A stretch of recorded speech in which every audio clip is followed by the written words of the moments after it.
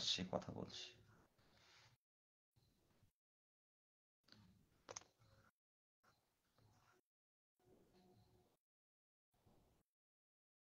মানে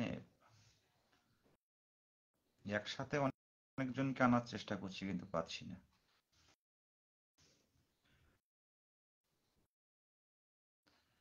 ক্যামেরাটা অ্যাডজাস্ট করব, কিভাবে করবো এটাই তো জানি না।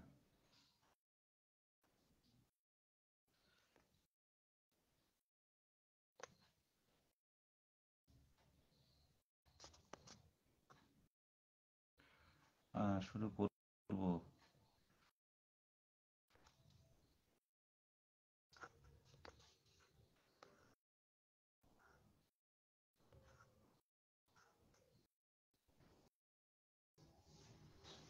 একটু ওয়েট করতে হবে, একটু ওয়েট করতে হবে।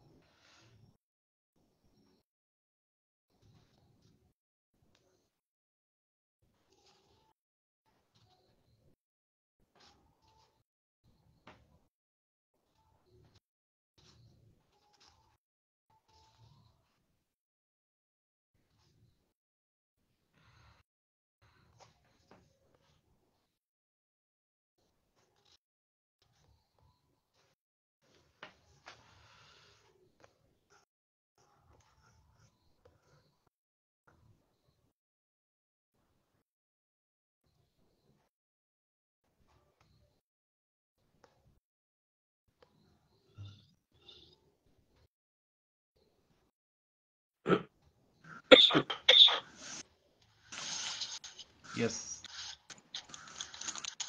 আর হারাই। Yes, yes. অর্পণ কোথায়?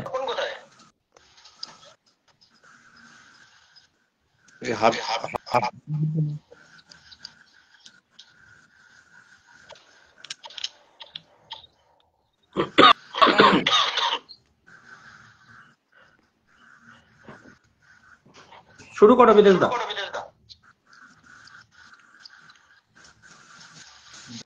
অর্পণকে নিই।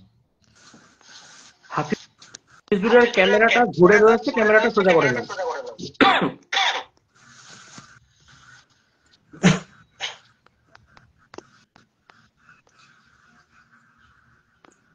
হ্যাঁ বিদেশ দা শুরু করো। অর্পণ আসতে আসতে পারবে না মনে হচ্ছে, আর হবে না।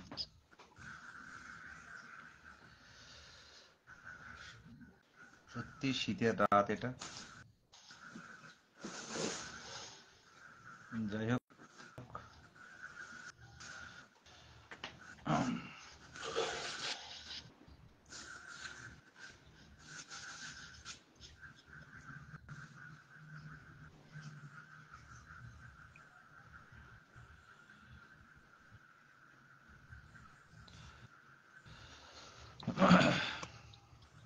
গতকাল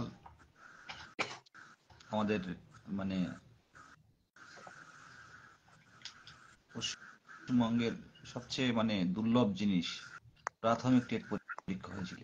মানে 5 বছর, 7 বছর পর পর টেট হয়, সেই টেট পরীক্ষাটা হয়েছিল। আজকে 2 বছর একদিন আজ হলো।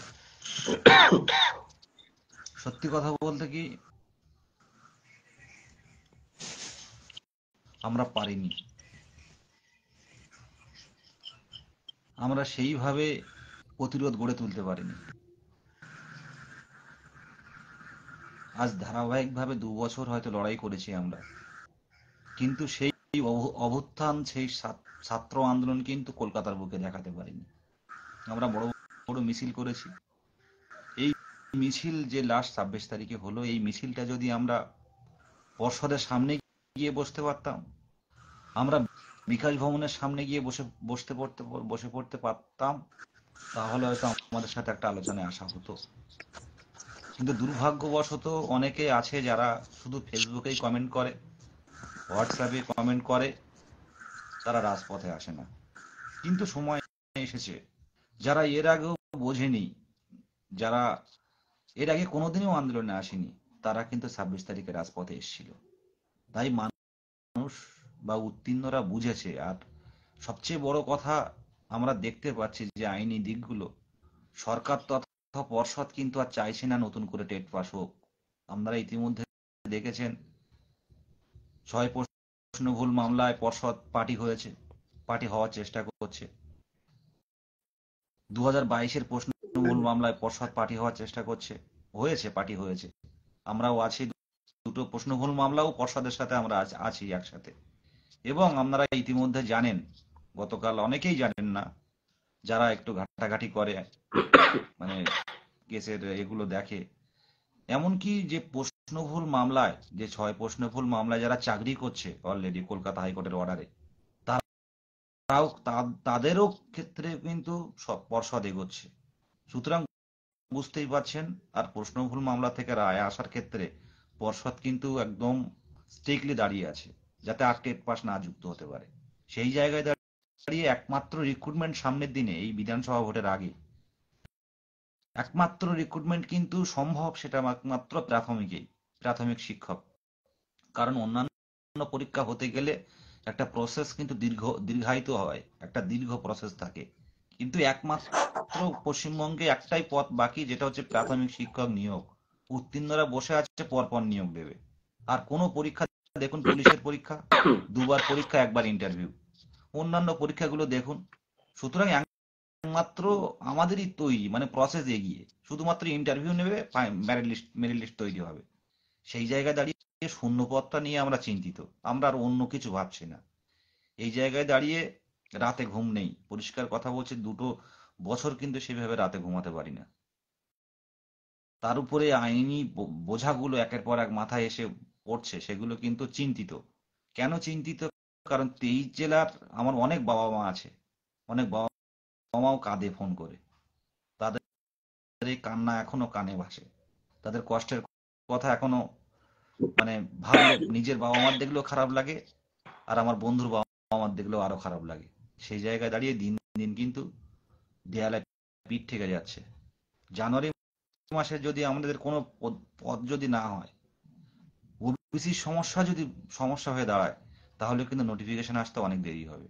সেই জায়গায় দাঁড়িয়ে আমাদের একটা প্রতিরোধ দরকার। বাবা মাকে বলে আসবেন, মা যাচ্ছি কি বাবা যাচ্ছি, কখন ফিরবো জানি না। এরপরে আছে আমাদের অনেকের, আমাদের ঐক্যমঞ্চ, আমাদের দাদারা ভাইয়েরা আছে এখানে, সবাইকে চিনবে, সারা পশ্চিমবঙ্গ চেনে, নতুন করে বলার কিছু নেই। আজকেও আমি দেখছিলাম, আমি এদের সাথে ঘুরি বা ফিরি, অনেকে টেট পাস নয় কিন্তু আমাদের লাইভ গুলো দেখেন, তো বলছিলেন যে এইভাবে আন্দোলন করে তোমাদের আর কবে দেবে। অনেক দিন ধরে, 2 বছর, তিনি বলছেন 3 বছর ধরে দেখছি, না 2 বছর আন্দোলন করছি। শীত লাগছে, পার্থ বলো কিছু। এই প্রথম আমি এইরকম একটা লাইভ করছি, ভালো লাগছে, বলো। বলার বলতে প্রথমেই যেটা বলবো, ওবিসি নিয়ে যে নোংরামিটা চলছে বা চালানো হচ্ছে, এটা নিয়ে বিস্তারিত মোহিত লাইভ করেছে, বিদেশ দাও বলেছে, আরো অনেকে বলেছে, বলবে। ডিভিশন বেঞ্চ যে রায়টা দিয়েছিল, সেই রায়তে বড় বড় করে লেখা ছিল, যারা বেনিফিট পেয়ে গিয়েছে তারা কোনোভাবে আর ক্ষতিগ্রস্ত হবে না। আমি লাইনটা আবার রিপিট করছি, যারা একবার ওবিসি সার্টিফিকেটের বেনিফিট পেয়ে গিয়েছে তারা কোনোভাবে আর এফেক্টেড হবে না। তার মানে কি দাঁড়াচ্ছে, আমরা যারা 2022-এর প্রাথমিক টেট পরীক্ষায় ওবিসি দিয়ে অ্যাপ্লাই করেছিলাম এবং আমরা পাস করে গিয়েছি, ওবিসি ক্যাটাগরিতে সার্টিফিকেট পেয়ে গিয়েছি, তারা আর কোনো এফেক্টেড হচ্ছে না।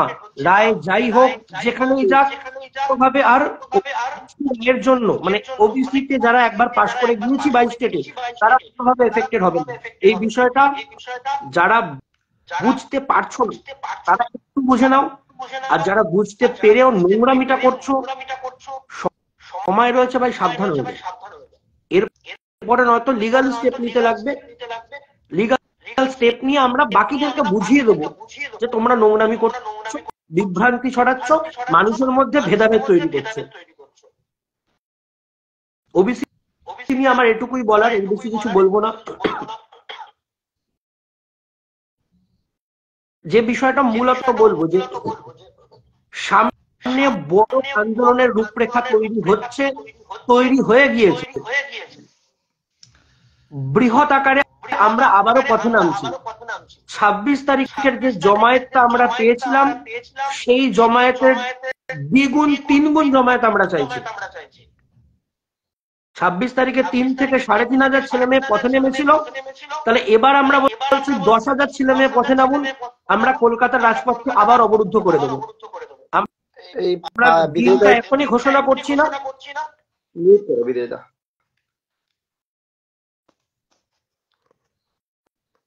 হ্যাঁ বলো পার্থ, বলো। আমরা দিনটা এখনই ঘোষণা করছি না, তবে কলকাতার রাজপথ অবরুদ্ধ করার জন্য আমরা এবার 10,000 ছেলে মেয়েকে রাস্তায় চাইছি। আগের বার আমরা 5,000 ছেলে মেয়েকে রাস্তায় চেয়েছিলাম, আপনারা 3 থেকে 3,500 ছেলে মেয়ে উপস্থিত ছিলেন, কিন্তু আমরা এবার 10,000 ছেলে মেয়েকে রাস্তায় চাইছি। আমরা কলকাতার রাজপথ অবরুদ্ধ করে দেবো, সেটা যেখানেই করি। মিছিলে হাঁটবো না, আগে থেকেই বলছি, যেটা সবার দাবি ছিল। পরপর 2 থেকে 3টে মিছিল আমরা করেছি, কোনো সুরাহা পাইনি। বারবার আমাদেরকে যেভাবে বোঝানো হয়েছে আমরা সহযোগিতা করেছি, আমাদেরকে সহযোগিতা করেছে, আমরা সহযোগিতা করেছি, কিন্তু সহযোগিতা যখনই বন্ধ হয়ে যাবে সেই জায়গা থেকে আমাদেরও সহযোগিতার রাস্তা পরিবর্তন করতে হবে। আমরা 26 তারিখ 3-3,500 ছেলে মেয়ে রাস্তায় নেমেছিলাম, এবার আমরা 10,000 ছেলে মেয়েকে চাইছি, আপনারা রাজপথে আসুন, কলকাতার রাজপথকে অবরুদ্ধ করার জন্য আমরা পথে নামব। শান্তিপূর্ণভাবে কলকাতার রাজপথ আমরা শান্তিপূর্ণভাবে অবরুদ্ধ করব। একটাই দাবি থাকবে, 2022 প্রাথমিক টেট পাসদেরকে শুরুর দিন থেকে 50,000 ভ্যাকান্সি যেটা বলে আসা হয়েছিল বারংবার, এবং মাননীয় মুখ্যমন্ত্রী প্রতিটি মঞ্চে দাঁড়িয়ে 10 লক্ষ শূন্য পদের যে গল্প দিয়েছেন তার সত্যতা প্রমাণ করতে হবে। 2022 প্রাথমিক টেট পাস ছেলে মেয়েদের জন্য যারা যোগ্য ডিএলএড এবং যারা টেট পাস করেছে যোগ্য ডিএলএড, নট বিএড, কোনো বিএড তারা প্রাথমিকের জন্য বৈধ নয়। আপনি যদি বিএড দিয়ে টেট পাস করে থাকেন, পরবর্তীকালে ডিএলএড করে থাকেন, আপনি প্রাথমিকের জন্য বৈধ নন। তাই 2022 যারা টেট পাস করেছেন যোগ্য ডিএলএড দিয়ে, তাদের নিয়োগের জন্য প্রতিটা 22 টেট পাস ছেলে মেয়ের নিয়োগের জন্য 50,000 যে ডিমান্ড আমরা রেখে এসেছি, সেটাও পর্ষদ সভাপতির কথা মতো সেই ডিমান্ড নিয়ে আমরা রাস্তায় থাকবো। ইউটিউবে শুধুই বলা হচ্ছে 5,635 সিট, আপনি ভুল জানছেন। বলা হচ্ছে, ঠিক আছে, শিক্ষামন্ত্রী এটা বলেছেন, মেনে নিলাম, এটা আজকের তথ্য নয়, এটা এপ্রিল মাসের তথ্য। সে সময় আমরা জানিয়েছিলাম এপ্রিল মাসের কোনো একটি তথ্যে পর্ষদ থেকে সেটা জানানো হয়েছিল। এই বিষয়টা নিয়েও কিন্তু বিস্তারিত অনেকগুলো লাইভ করা হয়েছে, সেখানে মোহিত বিস্তারিত বলেছে বিষয়টা কি ছিল।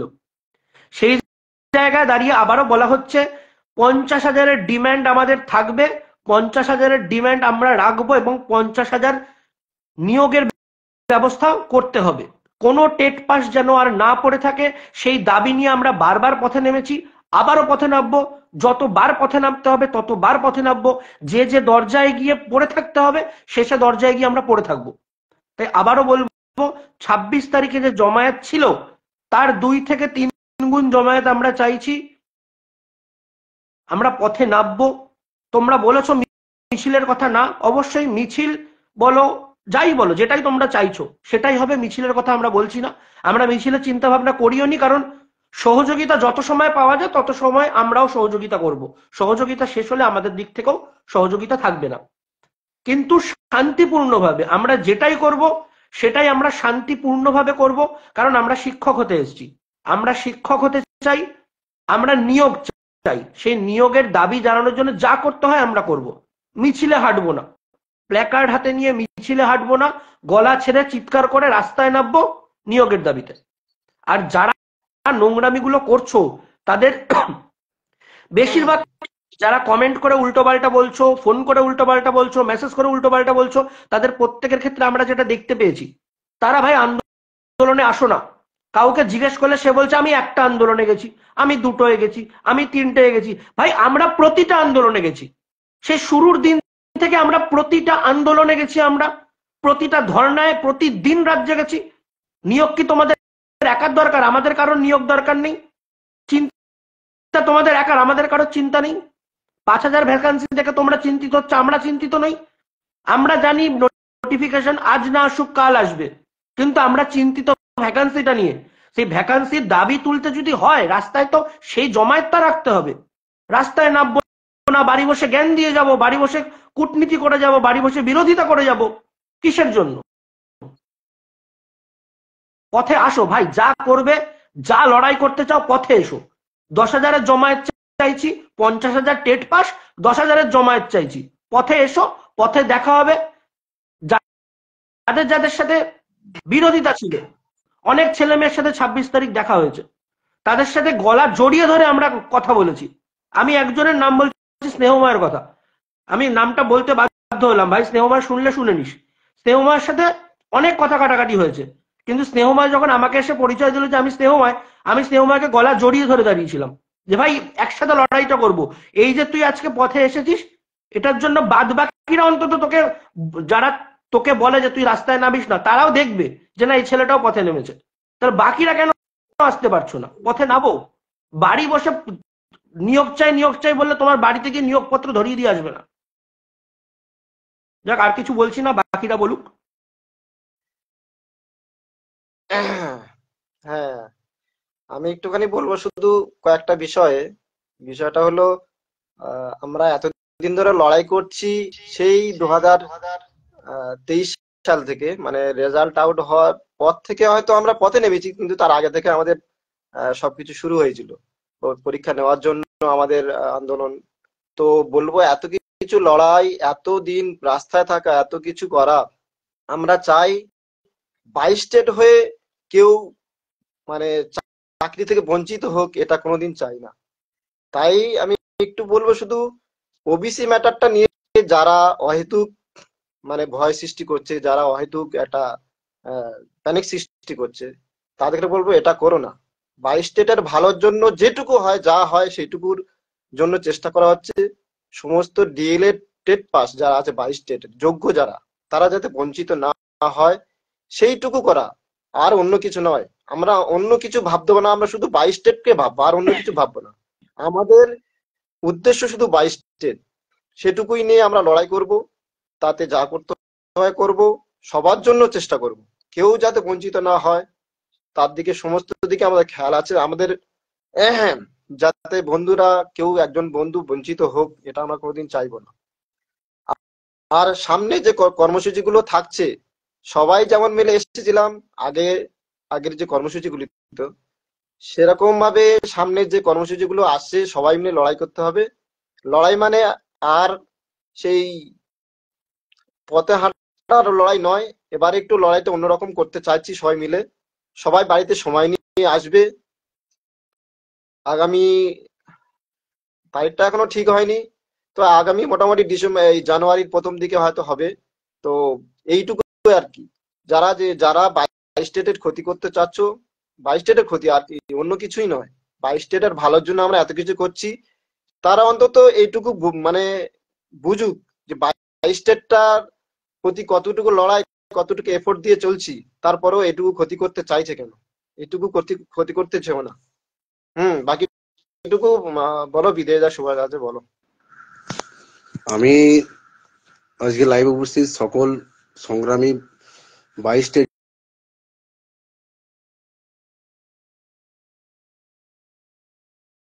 গেল, আমরা রাস্তায় নেমে আছি। রাস্তায় নেমে আমরা আমাদের সবকিছু উজাড় করে দিচ্ছি। কখনো এপিসি ভবন, কখনো কালীঘাট, কখনো বিকাশ ভবন, বিভিন্ন জায়গায় আমরা গিয়েছি, কোনো প্রশাসনিক আধিকারিকের গেছি। আপনারা দেখেছেন আমরা কুণাল ঘোষের বাড়িতে আন্দোলনের পরের দিন রাত জেগে আমরা ধর্ণা দিয়েছিলাম। আমরা এত মিছিল করেছি, সেই লিস্ট যদি দেওয়া হয়, মানে লিস্ট শেষ হবে না। তাই শুরু থেকে যারা আমাদের দেখছেন, শুরু থেকে যারা সঙ্গে আছেন, তাদের মনে কোনো প্রশ্ন নেই। তারা ঐক্যমঞ্চে একটা পরিবার হিসেবে ভালোবাসে। যারা নতুন এসছে, যারা আমাদের কোনো গ্রুপে নেই, তারা আদেও 22 স্টেট পাস কিনা সে বিষয়ে মানে সন্দেহের অবকাশ নেই। তারা 22 স্টেট পাসই করেনি, অনেক বিএড আছে, অনেকে আবার 23 মানে অন্য একটা নতুন টেট নিয়েছে, সেই টেট পাস আছে।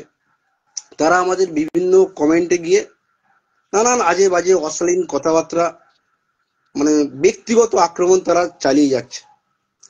তারা চাইছে 22 স্টেজের ক্ষতি হোক, তারা আদেও 22 স্টেজ পাস নয়। তাই এই সমস্ত গুজবে আপনারা পা দেবেন না। আপনারা হবু শিক্ষক, আপনারা বুঝুন যে কারা আপনাদের জন্য দিনরাত এক করে কাজ করছে। আর যে যেটা নিয়ে মূলত অপপ্রচার চলছে, বিশেষ করে একটা শ্রেণী, তারা এই অপপ্রচারকে করে তাদের স্বার্থ সিদ্ধি করতে চাইছে। আমাদের কেসের মেন গ্রাউন্ড মোহিত লাইভে বলে দিয়েছে, আমি লাইভ করেছি, বিদেশদা করেছে, পার্থজিৎ, হাফিজুর রহমান সমস্ত কিছু বলেছে। আমরা 22 স্টেট পাস, কোনো ওবিসি বন্ধুর কোনো ক্ষতি চাই না। আমরা একটা পরিবার, কোনো ওবিসি বন্ধুর কোনো ক্ষতি হবে না, এটুকু আমরা আপনাদের কথা দিচ্ছি। তাই সকলকে বলবো আপনারা মানে ভালোভাবে চিন্তা করুন। আর আগামী দিনের যে কর্মসূচিটা আছে, দয়া করে আর বাড়িতে বসে থাকবেন না। আমাদের শুরু থেকে একটাই দাবি ছিল যে 50,000 শূন্যপদ, সেই দাবিতে আমরা অনড়। আমরা চাই 22-এ যারা পাস করেছে সকল দিদি, দাদা, বন্ধু সবার মুখে হাসি ফুটুক, সবাই স্কুলে জয়েন করুক। ধন্যবাদ সকলকে। বিদেশ দা বলো।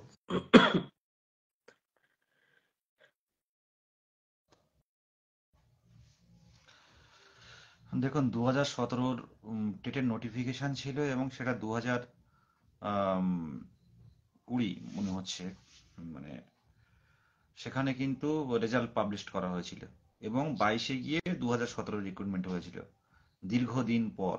2017 আর কোথায় 2022, 5 বছর পর। তো দিনের শেষে তারা কিন্তু প্রত্যেকেই প্রায় চাকরি পেয়ে গেছে। আমরা 17 দাদাদের কাছে তাদের যে পরামর্শ যেটুকু নেয়ার কিন্তু প্রতিনিয়ত কথা বলি আমরা। সাথে সাথে তাদের যে অ্যাডভোকেট প্যানেল ছিল, সুপ্রিম কোর্ট বলুন, হাইকোর্ট বলুন, সেই অ্যাডভোকেট প্যানেল দিয়েই কিন্তু আমরা এগোচ্ছি। সেই অ্যাডভোকেট প্যানেল দিয়েই কিন্তু আমরা এগোচ্ছি, হাইকোর্ট বলুন, সুপ্রিম কোর্ট বলুন। সবচেয়ে বড় কথা, সরকারের সদিচ্ছার দরকার। সেই সদিচ্ছার অভাব বোধ হচ্ছে। বিধানসভা ভোটের আগে একটা বড় নিয়োগ হবে, এটা কনফার্ম। তবে অনেকে যেটা বলছে 26 সাল পার করে দেবে, এটা নয়। 26 সাল পার হবে না, তার মধ্যেই কিন্তু নিয়োগ হবে। পরিষ্কার ভাবে বলছি, নিয়োগ 25-এর মধ্যেই হবে আমার যেটুকু ধারণা। এবং শূন্য পদ পাওয়া, যত তাড়াতাড়ি আমরা শূন্য পদটা পর্ষদের হাতে তুলে দিতে পারবো, তত তাড়াতাড়ি কিন্তু ইন্টারভিউ শুরু হবে। আর 3 মাসের মধ্যে ইন্টারভিউ কমপ্লিট করবেন। এই জায়গায় দাঁড়িয়ে প্রত্যেক 22 স্টেটকে বার্তা দেব যে দলাদলি বা বিভিন্ন ফেসবুকে, এখন তো সোশ্যাল মিডিয়ার যুগ, যে কেউ ভুল ভ্রান্তি ছড়িয়ে দিচ্ছে। আমাদের প্রথমে মানতে হবে যে আমরা যে পেশায় এসেছি, এই পেশাটা কোন পেশা, সমাজে তাদের অবস্থা। একটা শিক্ষক এবং সমাজ, এই দুটো কথার মধ্যে অনেক অর্থ আছে যেটা অন্য পেশার ক্ষেত্রে নেই। তো যা তা একটা আমরা কেসটা করেছিলাম, যে কেসটা প্রথম অংশটা তুলে ধরা হচ্ছে, কিন্তু শেষের অংশগুলো কিন্তু তোলা হচ্ছে না। ইউটিউবে যে লাইভ ভিডিও থাকে কলকাতা হাইকোর্টের, প্রথম দিকে মহামান্য বিচারপতি কিন্তু বুঝতে ভুল করছিলেন ব্যাপারটা, বা আমাদের অ্যাডভোকেট বোঝাতে পারছিলেন না। কিন্তু যখন উনি বুঝলেন, তখন ব্যাপারটা কিন্তু বললেন খুব ইন্টারেস্টেড। এখানে ওবিসির কোনো ম্যাটার নেই। ওবিসির সমস্যা বলতে যেটা বোঝানো হয়েছে যে ওবিসি যারা ওবিসি দিয়ে পরীক্ষা দিয়েছে কিন্তু এখনো পর্যন্ত রেজাল্ট হাতে পায়নি, সেই বিষয়টা ওবিসি মামলার উপর নির্ধারণ করতে বলছে, যে মামলা আসলেই আমরা এর ব্যবস্থা নেবেন। সেই জায়গায় দাঁড়িয়ে 22-এর ক্ষেত্রে যারা সুবিধা পেয়ে গেছে 82 থেকে 89, তাদের ক্ষেত্রে পরিষ্কারভাবে আবারও বলছি, কোনো অসুবিধা হবে না। কোনো অসুবিধা হবে না, নর্মালি হাইকোর্টের অর্ডারই হবে না, কোথাও কোনো ক্লারিফিকেশনের প্রয়োজন হবে না। এটা স্পেশাল অর্ডার হয়ে থাকবে। হাইকোর্টের ডিভিশন বেঞ্চের রায়, যে রায়ে পরিষ্কারভাবে বলা আছে ইতিমধ্যে যারা সুবিধা পেয়ে গেছেন, তাদের ক্ষেত্রে কোনো এই রায় বলবৎ থাকবে না। আর যারা বলছে রিক্রুটমেন্ট আর টেট আলাদা, এটা সত্যি, রিক্রুটমেন্ট আর টেট আলাদা, কিন্তু সার্টিফাইড হয়েছে। আপনাকে সার্টিফাইড করা হলো। কেউ 89 পেয়ে ওবিসি ক্যান্ডিডেট পাস করলো, সে কোনোভাবে ওবিসি বাতিল হয়ে গেলেও সে কিন্তু ইন্টারভিউ প্রসেসে বসতে পারবে, কারণ জেনারেল হিসেবে বসবে। সেই জায়গায় দাঁড়িয়ে কেউ ভয় পাবেন না। আর যারা প্যানিক সৃষ্টি করছে বিভিন্নভাবে ভিডিও তৈরি করে, আমি মনে করি তারা আজ যাই হোক শিক্ষক হতে পারবে না। শিক্ষকের কাজ ওটা নয়। ভুল হলে আমাদেরকে জানানো হোক যে এটা ভুল হচ্ছে বিদেশদা। তাদের কি কোনোদিন রাজপথে দেখেছেন? তাদের কি কোনোদিন আইনি পথে দেখেছেন? একটা সুন্দর করে কাটিং করে একটা ভিডিও শেয়ার করে দিলাম, সেটাই সব সঠিক হয়ে গেল? বাস্তবে গিয়ে আপনারা বুঝতে পারছেন, গতকালের লাইভে আমি ভালো পরিষ্কারভাবে বলে দিয়েছি যে আমরা কিন্তু একটা অন্য পেশায় যাচ্ছি, মানে অন্য পেশায় চলে এসেছি। সেই জায়গায় দাঁড়িয়ে এই পেশাটা কত মূল্যবান সেটা কিন্তু আমাদের কথা এবং আমাদের চিন্তাধারা এবং আমাদের মন্তব্য, এটা কিন্তু খুব গুরুত্বপূর্ণ। পাশে থাকুন, লড়াইটা করুন। আর এবার কিন্তু কোনো মিছিল নয়, আমরা বসবো। আর একটা কথা আমি হবু শিক্ষকদের বলবো, আইন অমান্য কথাটা আপনারা কিন্তু ব্যবহার করবেন না। আমি লাইভে পরিষ্কার ভাবে বলছি, আইন অমান্যটা কিন্তু আমাদের ক্ষেত্রে মানায় না। আইন অমান্য নয়, আমরা আইন অমান্য করতে যাচ্ছি না। আমরা যাচ্ছি আমাদের হকের দাবি ছিনিয়ে নিতে শান্তিপূর্ণ অবস্থানে। আইন অমান্য কথাটা কেউ ইউজ করবেন না, আইন অমান্য নয়। আবারও বলছি, আমরা বিকাশ ভবন অভিযান করব এবং সেই অভিযানটা যেন এবারে শেষ অভিযান হয়। সেই জায়গা থেকেই আমাদের অবস্থা, আমাদের নিয়ে কি ভাবছে সরকার, সেটা কিন্তু ক্লিয়ার হবে। প্রত্যেককে ধন্যবাদ, আর বিস্তারিত বলবো না। আর প্রত্যেককেই বলবো, হবু শিক্ষক আপনারা সঠিক, মানে দুধ কোনটা জল কোনটা সেটা বেছে নিন। আপনারা সবাই জানেন, সেটা 26 তারিখে প্রমাণিত হলো। ঐক্যমঞ্চ কোনো ব্যক্তিতন্ত্রে বিশ্বাসী নয়, ঐক্যমঞ্চ গণতন্ত্রে বিশ্বাসী, ঐক্যমঞ্চ সার্বিক স্বার্থে বিশ্বাসী, ব্যক্তি স্বার্থে বিশ্বাসী নয়। আর 10,000 ব্যক্তিকে ভালো করতে গেলে একটা যদি স্টেপ নিতে হয়, কিন্তু আমরা নেব এবং নিচ্ছি। আবারও বলছি, 35,000 ডিএলএড বলুন, 40,000 ডিএলএড এর মুখের দিকে তাকিয়ে যদি 5,000-এর বিরুদ্ধে স্টেপ নিতে হয়, তাও নিতে রাজি আমরা। সুতরাং আমরা ব্যক্তি স্বার্থে নয়, সার্বিক স্বার্থে বিশ্বাসী। কোনো অন্যায় হলে কিন্তু আমরা ঐক্যমঞ্চ গ্রুপ বলুন বা কোনো হোয়াটসঅ্যাপ অ্যাডমিন যেখানেই বলুন না কেন, আমরা স্টেপ নেব। যে যাই বলুন না কেন, সঠিক সত্য পথে কিন্তু আমরা যাচ্ছি এবং আগামী দিনে যাব। 2 বছর কোনোভাবেই কিন্তু ঐক্যমঞ্চের উপরে কেউ কালির দাগ পর্যন্ত দিতে পারেনি। যেভাবে পাশে ছিলেন সেইভাবে থাকুন। সামনের দিনে লড়াইটা হবে এবং এই লড়াইটা যাতে দীর্ঘায়িত না হয়, সেই দিকটা ভাবা হচ্ছে। প্রত্যেকেই নিজের নিজের জায়গা থেকে স্বতঃস্ফূর্ত ভাবে তৈরি থাকুন, এই ছাড়া কোনো পথ নেই। আর সামনের দিনে যাতে কোনো টেট উত্তীর্ণরা আমাদের মানে কোনোভাবেই আমাদের মধ্যে যুক্ত না হতে পারে, সেই বিষয়টা আমরা নিশ্চুপভাবে মানে সবার অজান্তে কিন্তু গিয়েছিলাম এবং সামনের দিনে আরো যাব। সেক্ষেত্রে আমাদের নামে যদি 2-10টা কেউ কথা বলে, বাজে কথা বলে, আমাদের কোনো অসুবিধা নেই, আমরা মাথা পেতে নেব। সোশ্যাল মিডিয়াতে লড়াইটা যখন সোশ্যাল মিডিয়াতে আমরা ঐক্যবদ্ধতা আছি 23টা জেলায়, কাজ করলে সমালোচনা হবে। আমরা আমাদের পথ থেকে সচ্ছি না, যে যাই বলুন না কেন, লড়াইটা চোখে চোখ রেখে হবে। শুভরাত্রি সবাইকে। আর এনওএস এর ব্যাপারটা বলছি, যেটা বারবার কমেন্টেও দেখতে পাচ্ছিলাম, যে এনওএস এর ব্যাপারটা বলছি। এনওএস নিয়ে আপনারা এর আগেও, এই কেসটা ওঠার আগেও কিন্তু আমরা পরিষ্কার ভাবে জানিয়ে দিয়েছিলাম, আমরা পারতাম না। আমরা এতদিন ধরে আন্দোলন করছি, আমরা চাই কি একটা টেট উত্তীর্ণ আবার যুক্ত হোক নতুন করে। আমরা কেন অ্যাডভোকেট দিলাম না? দিলেও কিছু বলার থাকতো না। তো যত সম্ভব আমরা অর্ডারটা আরো হাতে পাওয়ার পর আরো অর্ডারটা অ্যানালাইসিস করব। যদি কোনো ফাঁক থাকে, যদি কোনো লড়ার অবস্থা থাকে, বা যদি কোনো আমাদের অ্যাডভোকেট প্যানেল, কলকাতা হাইকোর্টের মানে সিনিয়র অ্যাডভোকেট,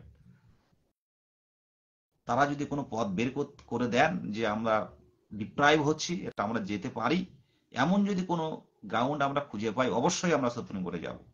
এটুকুই বলার। শুভরাত্রি সবাইকে, ভালো থাকবেন। আর ভালো থাকবেন, আর প্রত্যেকেই প্রতিজ্ঞাটা করুন যে 25 সালটার প্রথম দিকে যেন আমরা বাবা মায়ের মুখে হাসিটা ফোটাতে পারি। কারণ তারা অপেক্ষামান, তারা বারে বারে অপেক্ষা করছে, কবে হবে, কবে হবে, কবে হবে। এটুকুই বলবো। আমাদের কাছে আমাদের পরিবারটা খুব মূল্যবান। সেই জায়গায় দাঁড়িয়ে আমাদের যে অবস্থান, সেই অবস্থানে আসবেন পরিবারের দিকে তাকিয়ে। ধন্যবাদ সকলকে।